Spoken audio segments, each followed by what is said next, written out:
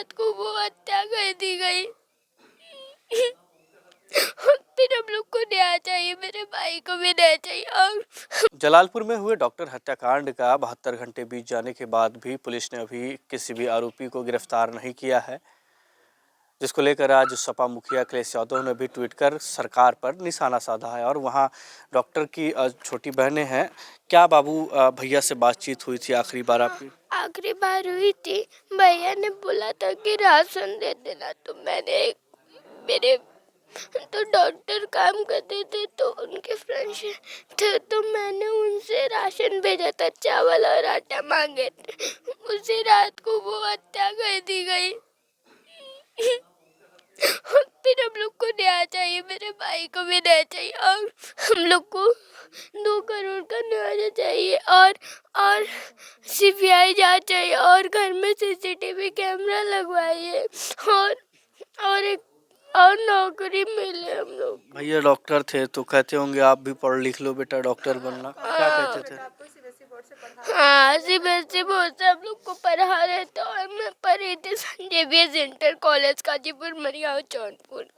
वही मरियाव में हम लोग रोज जाते थे, पर अभी छुट्टी में नहीं जा रहे हैं। सबसे छोटे आप थे? हाँ, सबसे छोटे भाई बहन थी उनकी।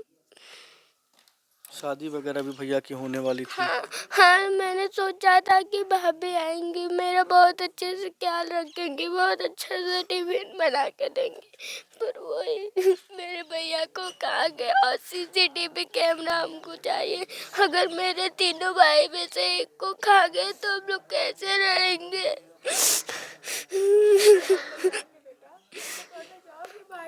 हाँ, और भाई फीस भी जमा करता था, मेरे पापा लोग खेती करते थे, और फिर हम लोग कैसे पढ़ने जाएंगे? हमको डर भी लगता है। और एक बार हम लोग के एनुअल फंक्शन था, तो हम बहुत रात को आए थे घर पे, बहुत रात को छुट्टी दे दी थी, और फिर सबके पेरेंट्स आए थे, सबको लेके गए, पर मेरे भैया आए थे। मैंने बोला मैं बाद में चली आऊंगी बस के साथ। फिर रात को उन्होंने छुट्टी दिया, और प्रिंसिपल मैम भी।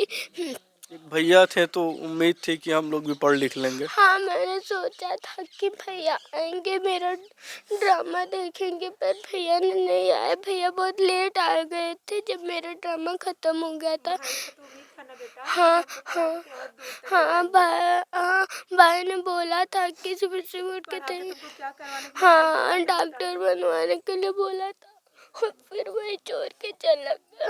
और फिर मेरा भाई आया था, और छोटा वाला भाई आया था, उसका नाम है अभिषेक पटेल। वो आया था तो बोला था कि चलोगे घर? मैंने बोला नहीं, मैं बस के साथ आऊंगी। तो ना, कितने बहन हो आप लोग बाबू?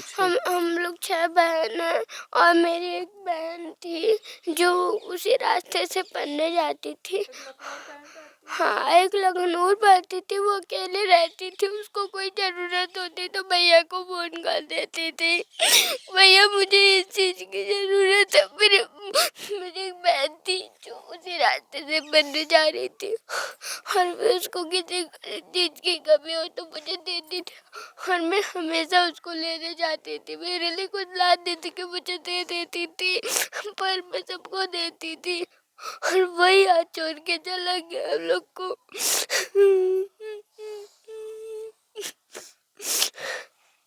फिर हम लोग को न्याय चाहिए, हमारे भाई को भी न्याय चाहिए।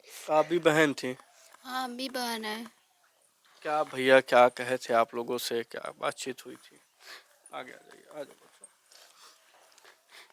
जाओ। मेरे भैया को न्याय चाहिए, ठीक है। 2 लाख रुपए चाहिए, एक नौकरी चाहिए, सीबीआई जांच के लिए चाहिए, और 2 करोड़ पैसा चाहिए, और सीसीटीवी कैमरा चाहिए। तो भैया आप लोग कितने बहन थे? आप लोग 6 बहन थे? 6 बहन है। 6 बहन थे और एक भाई है। एक भाई, बड़े भाई हैं। और उनके साथ ये हो गया। हाँ, पहले सोचे थे शादी नहीं करेंगे, पहले बहन का शादी करके अपना शादी करेंगे, पढ़ा लिखा के। लेकिन सपने सारे पूरे टूट गए हम लोग का। मेरे भैया को न्याय चाहिए। एक उम्मीद थी कि बेटा अब जो है अब कदमों पर, अपने पैरों पर खड़ा हो गया है, तो परिवार को बहुत अब ले उम्मीद जाएगा। था, वो मेरा संपत्ति ही खा गया। बहुत उम्मीद था, वो सिलाल के सहारे सब तीनों आंटी के पापा चाचा सबके तबीयत खराब होती थी, वही इलाज करता था। एक बूढ़ी दादी है, बीमार हो जाती थी, वही इलाज करता था। बहन का पढ़ाई लिखाई शादी विवाह जब होता है ना, बड़ा बेटा रहता है तो बाप को बड़ा वो रहता है कि चलो बेटा को पढ़ा लेंगे खेती से, जब अपने मुकाम होगा सारा जिम्मेदारी संभाल लेगा। माँ नहीं थी, जब कंधे पे बेटा संभालने लायक हो गया, बाहर लेके छोटे छोटे खुशियाँ पूरा करने लगा, भाई को खा गए सब।